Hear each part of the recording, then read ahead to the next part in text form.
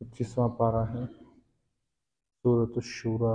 اعوذ باللہ من الشیطان الرجیم، بسم اللہ الرحمن الرحیم، حامیم عین سین قاف، كذلك يوحي إليك وإلى الذين من قبلك الله العزيز الحكيم۔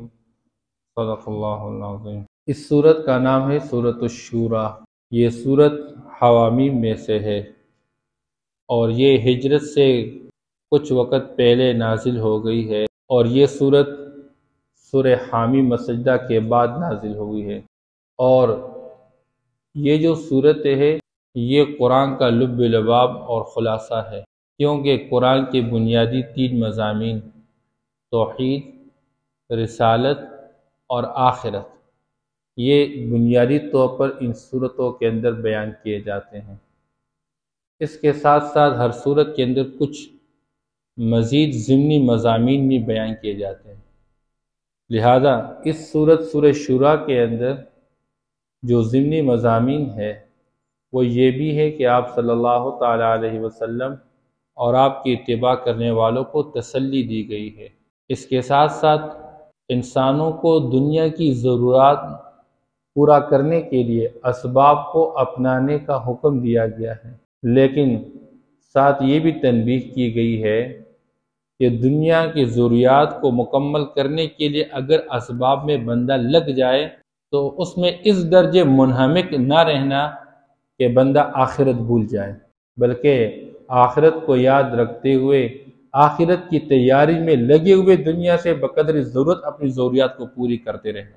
یہ بنیادی طور پر اس صورت کے اندر بیان کیا گیا ہے۔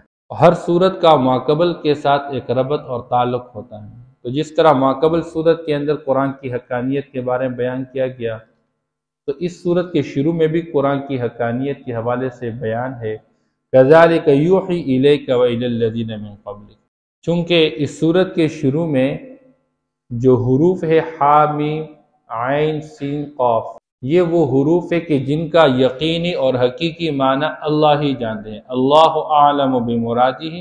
اس میں ہمیں زیادہ تحقیق میں پڑھنے کی ضرورت نہیں ہے، اس لیے ہمیں قرآن پر یقین اس درجے رکھنا ہے جس درجے ہمیں بتایا گیا ہے۔ علماء نے اس کے معنی بیان کیے ہیں، لیکن وہ معنی یقینی نہیں ہے، وہ اپنے گمان کے مطابق کچھ بیان کر چکے، ایک رائے ہے۔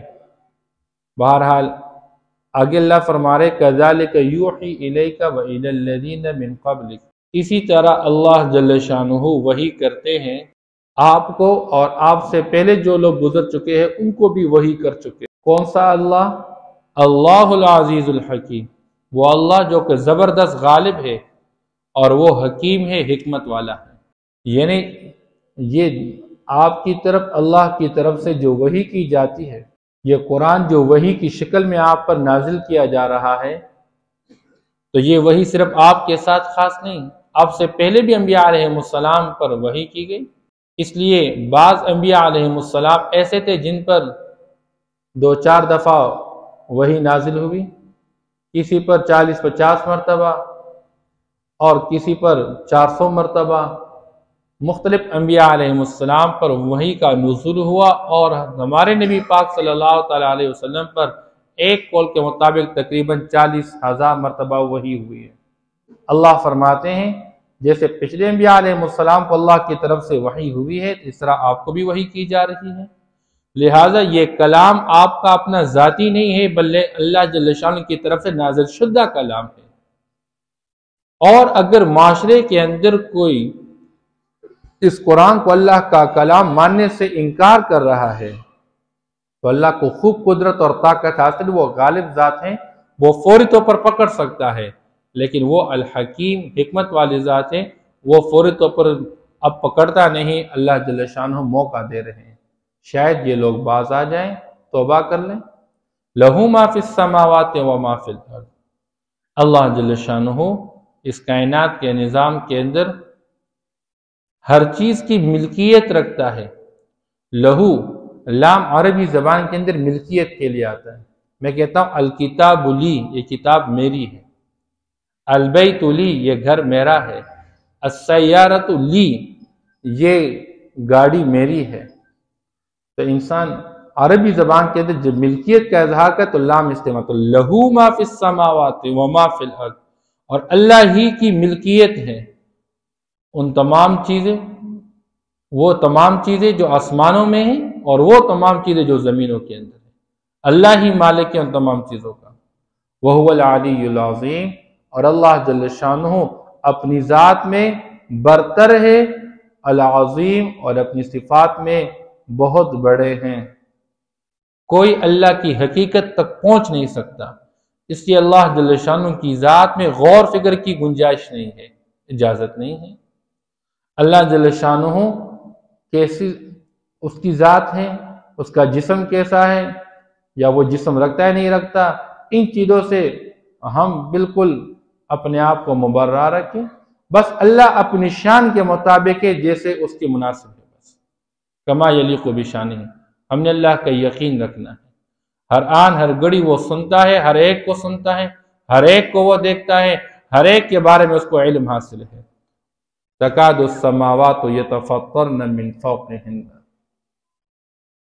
اللہ جل شانہ جب قرآن مجید کے اندر کہیں حد درجے غصے اور ناراضگی کا اظہار کرتے تو یہ الفاظ استعمال کرتے ہیں، قریب ہے کہ آسمان پھٹ جاوے، من فوقہن، اوپر کی طرف سے۔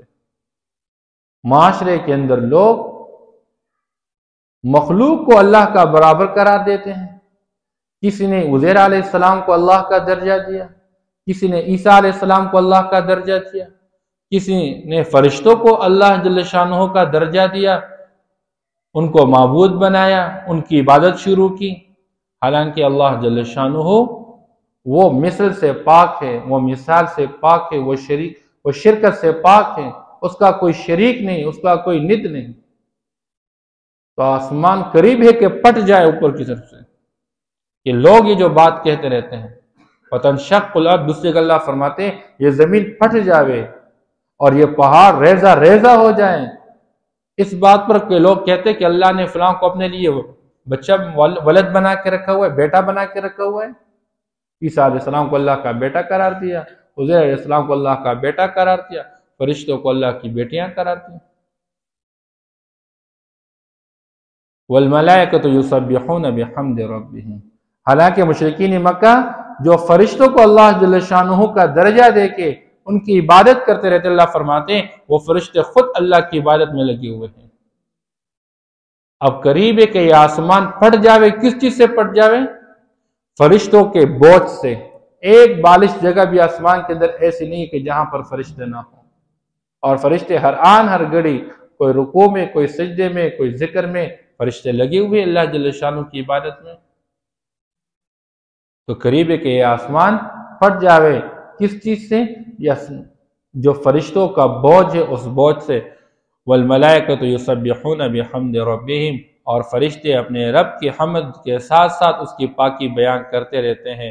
وَيَسْتَغْفِرُونَ لِمَنْ فِي الْأَرْضِ، اور فرشتے زمین میں بسنے والوں کے لیے اللہ کے ہاں دعائیں کرتے رہتے ہیں، جو ایمان والے ہیں ان کے حق میں فرشتے دعا کرتے ہیں، اللہ ان کے گناہوں کو معاف فرما دے۔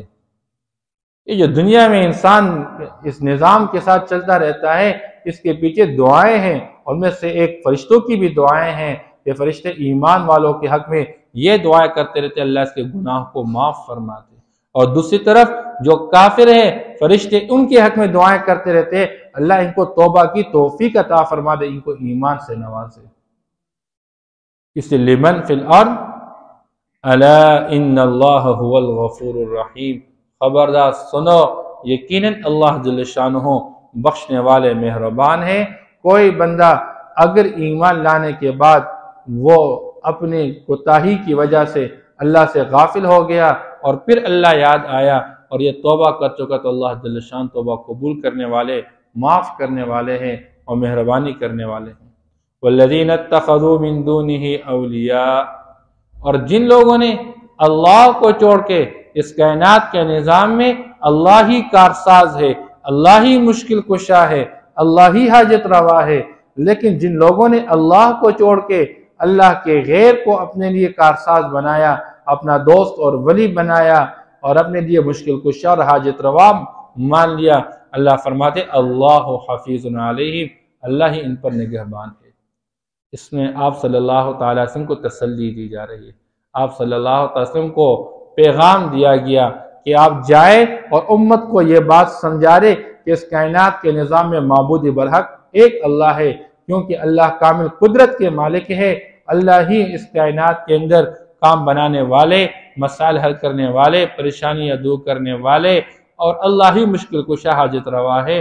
لیکن دنیا کے اندر بعض لوگ آپ صلی اللہ علیہ وسلم اس بات کو ٹکراتے رہے اور کہتے رہے کیوں ہمارے آباء و اجداد اتنے معبودوں کی عبادت کرتے رہے، یہ کسی کام کی نہیں، یہ بیکار ہے۔ تو اللہ فرماتے میرے پیغمبر کوئی مسئلہ نہیں، آپ پریشان نہ ہوں، آپ ان پر نگہبان مقرر نہیں، نگہبان ان پر اللہ ہی ہے۔ اور اللہ فرماتے ہیں وَمَا أَنْتَ عَلَيْهِمْ بِوَكِيلٍ، آپ ان پر کوئی ذمہ دار مقرر نہیں۔ اگر یہ لوگ اللہ کو چھوڑ کے اللہ کے غیر کے پیچھے لگے ہوئے ہیں تو ان کو پکڑنا یہ اللہ کے ذمہ ہے، اور اللہ ان کو پکڑ کے ان سے نمٹیں گے، اللہ ان کو عبرتناک سزا دیں گے اگر یہ باز نہیں آ رہے اپنی اس بات سے۔ حامیم عین سین قاف، یہ حروف مقطعات، ان کا یقینی علم، ان کا یقینی معنی اللہ ہی جانتے ہیں۔ کذالک یوحی الیک وإلی الذین من قبلک، اسی طرح وحی کرتے ہیں آپ کو اور آپ سے پہلے لوگوں کی طرف بھی وحی کر چکے۔